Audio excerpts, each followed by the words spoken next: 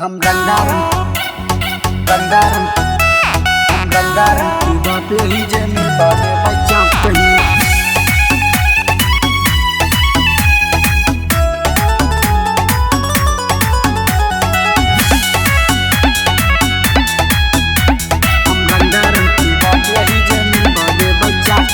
आराम से बैठा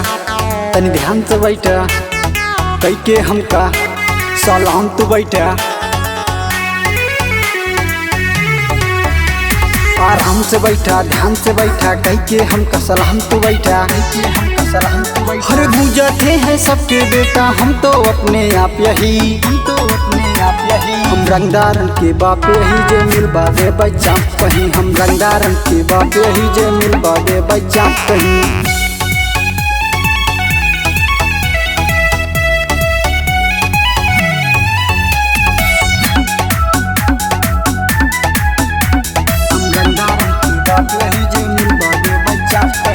हमरे मैटर में जे पड़े उनका रेलब खड़े खड़े जे हमसे बदमाश बने ना वो कई पीढ़ी आगे बढ़े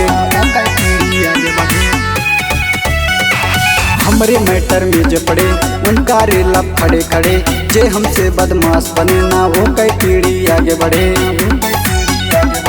कल युग के इस दुनिया में हम कैले बहुते पाप यही हम रंगदारन के बाप यही जे मिल बादे बच्चा कहीं हम रंगदारन के बाप यही जे मिल बादे बच्चा कहीं